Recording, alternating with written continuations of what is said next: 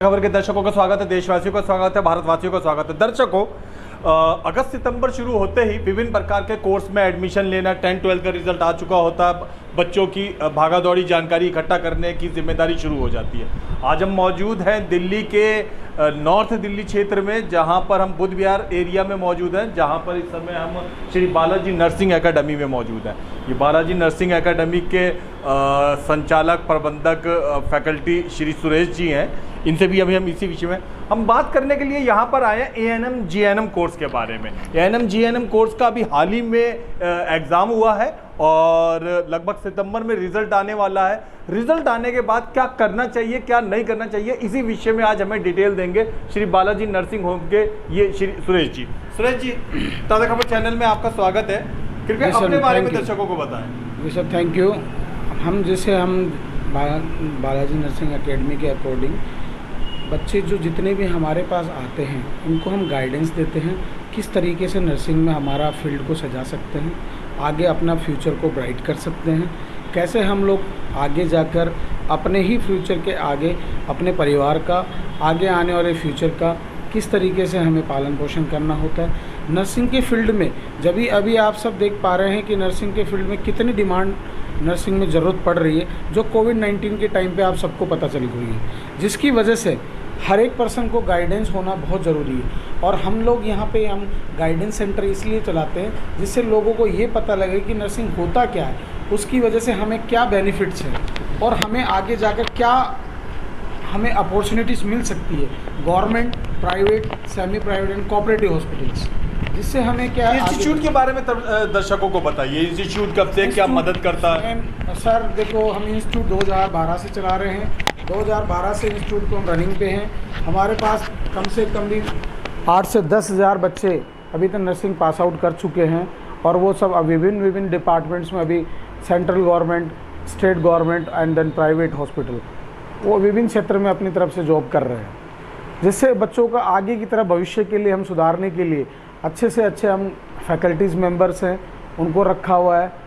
और माननीय ओम प्रकाश सर जी, MSc nursing staff से हमारे काफ़ी सीनियर स्टाफ, सब मिलकर एक नर्सिंग को आगे पहुंचाने के लिए, जिससे जो फ्लोरेंस नाइटिंगेल का जो सपना था उसको साकार करने के लिए हम आगे बढ़ रहे हैं।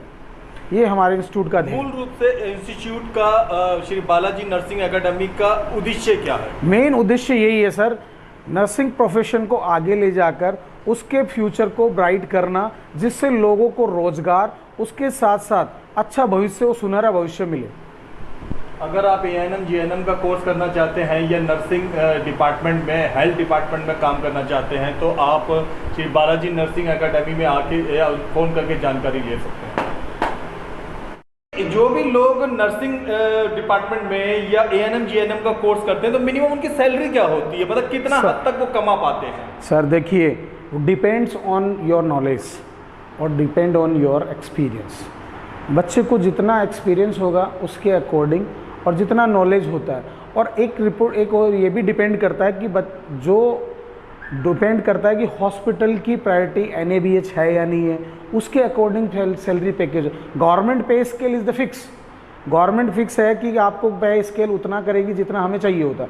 जो आपको गवर्नमेंट पे स्केल, चाहे झारखंड हो या UP हो या NRS, जो भी करेगा वो, लेकिन जैसे आपका प्राइवेट हॉस्पिटल की है कि हम बात करें तो एक रेंजेबल बात करें तो 25 से लेकर 30 हज़ार रुपये तक का रेंज बच्चे के लिए चलता है, जिससे क्या होता है कि बच्चा अपना इकोनॉमिक स्टेटस को सुधार सकता है और आगे जाकर ये है कि वो अपने एक्सपीरियंस के अकॉर्डिंग 1 बाय 1 अपने रजिस्ट्रेशन के अकॉर्डिंग स्टेट चूज कर सकता है, जो कि अपने रजिस्ट्रेशन को चेंज किया जा सकता है और हॉस्पिटल को चेंज कर सकता है अपने एक्सपीरियंस के अकॉर्डिंग। लाइक दैट अग्रसेन हो गया, महाराजा अग्रसेन हो गया, और बालाजी कैंसर हॉस्पिटल हो गया, ब्रह्मशक्ति नियर बाई हॉस्पिटल है, जो कि हम सबको गाइडेंस यही देते हैं कि बच्चों का प्लेसमेंट है हम लोग इन हॉस्पिटल में करवा कर देते हैं।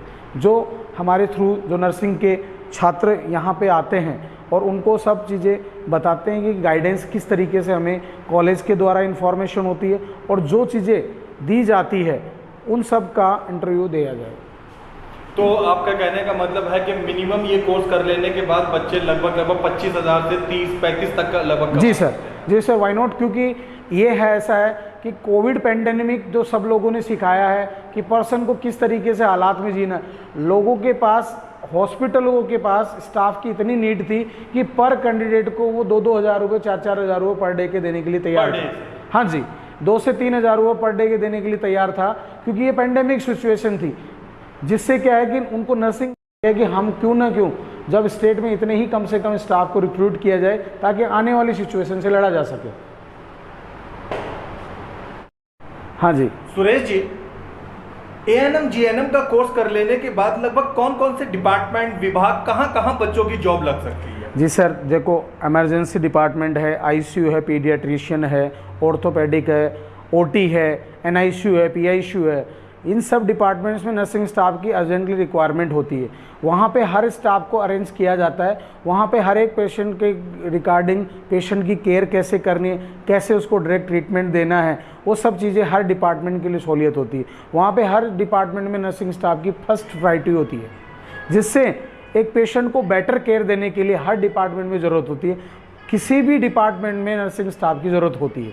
इसी कारण से गवर्नमेंट हो, प्राइवेट हो, उसमें सब जगह हर नर्सिंग स्टाफ की रिक्वायरमेंट ज़्यादा से ज़्यादा रहती है। अच्छा, अगर हम बात करें दिल्ली की, तो जैसे कि हॉस्पिटल हैं सरकारी, प्राइवेट, मोहल्ला क्लिनिक हैं, क्या नाम है, डिस्पेंसरीज हैं और प्राइवेट हॉस्पिटल्स हैं, इसके अलावा घर में रखने वाली नर्सेज वगैरह हैं, इन सब विभागों के अंदर भी ये एएनएम जीएनएम कोर्स? बिल्कुल सर, जब अगर आप रजिस्टर्ड स्टाफ नर्स का कोर्स कर लेते हैं, जैसे आप जिस स्टेट में रजिस्टर्ड हैं, उस रजिस्टर्ड स्टेट में आप किसी भी तरीके का जो प्रोसेस आपके द्वारा किया जा रहा है वो रजिस्टर्ड है और वैलिड होता है। हम जिस तरीके से हम पर्सन को गाइड करते हैं, यूनिवर्सिटी से नर्सिंग करवाते हैं, वो सब रजिस्ट्रेशन डीएनसी, जैसे दिल्ली नर्सिंग में आप जॉब कर रहे हैं तो दिल्ली नर्सिंग का आपका रजिस्ट्रेशन होगा। अच्छा। उसके अकॉर्डिंग जो भी आपका रजिस्ट्रेशन होगा उसको दिल्ली में अप्लाई किया जाएगा। जो भी पर्सन आपको हायर करे, या हॉस्पिटल हो या पर्सनल हेल्थ केयर के लिए, होम केयर के लिए किया जाए, you are the eligible for the home care and hospitalisation. कंकाल दिख रहा है, बस ठीक है। अच्छा सुरेश जी, बहुत अच्छी और बहुत उम्दा बातें आपने बताई। बच्चों के माँ बाप, हजारों लाखों लोग आपको देख रहे हैं, बच्चों के माँ बाप के नज़रिए से अगर होता है, आपका इंस्टीट्यूट जो है, जो बुध विहार में स्थापित है, वो क्या मदद करता है एएनएम जीएनएम कोर्स में कर लेने के बाद में या उससे पहले में बच्चों की? देखिए सर, हमारी तरफ से गाइडेंस ये होता है कि हर एक पर्सन का जिस तरीके से अगर पुअर फैमिली है तो उसके अकॉर्डिंग हम SC ST OBC का रिजर्वेशन उनको जिस तरीके से उनको मिल रहा है उनको बताया जाता है कि जिस तरीके से आपको OBC, SC और ST उन सब का आपको स्कॉलरशिप के ज़रिए आपको दिया जाएगा बेनिफिट, जो हमारे से कोशिश हो सकती है। उसके अलावा जैसे हम पर्सन को गाइड करते हैं कि जिस तरीके से आप एडमिशन लेकर अपने ही भविष्य को सुधार सकते हैं जी। तो इसके अलावा बच्चों को जो है वो शरीर तंत्र से जुड़ी हुई सारी चीज़ें मिलती है।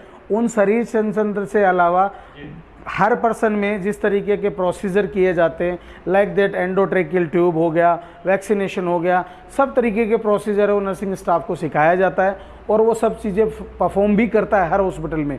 जिस तरीके से एक डॉक्टर होता है उसका सबसे ज़्यादा असिस्टेंट और क्लियर जो सबसे ज़्यादा वर्क करता है वो नर्सिंग स्टाफ ही होता है। उसकी प्रायोरिटी है डॉक्टर के बाद में उसकी नर्सिंग स्टाफ की ही गिनी जाती है। ऐसे आज तक गवर्नमेंट का नर्सिंग स्टाफ को रूट को चेंज करके नर्सिंग ऑफिसर बनाया गया है, वो चेंज किया गया गवर्नमेंट ने अपनी अथॉरिटी के डिग्निटी को मेंटेन करने के लिए, ताकि हर एक पर्सन उसके खिलाफ जो भी गलत अवधारणाएं रखता है उन सबको दूर किया जा सके हर पर्सन में। अच्छा, जिस तरीके से चाहे केंद्र सरकार हो या दिल्ली राज्य सरकार हो, सभी का ध्यान जो है वो मेडिकल की तरफ ज़्यादा से ज़्यादा अच्छी स्वास्थ्य सुविधा देने पे।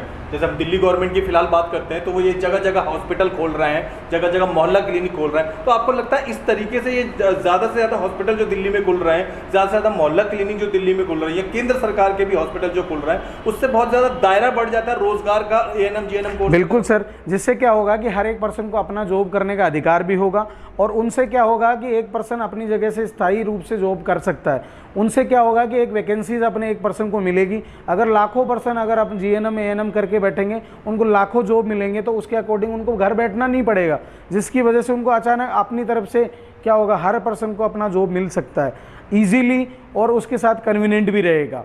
अगर मान लो गवर्नमेंट के अंदर अगर 2000 वैकेंसी आ रही है तो अगर 10,000 ही वैकेंसीज फिल अप कर रहे हैं, अगर आपने पोस्ट बढ़ाई जिससे हर एक पर्सन को रोजगार मिल सकता है, जिससे दिल्ली गवर्नमेंट और सेंट्रल गवर्नमेंट में तहलील से धन्यवाद।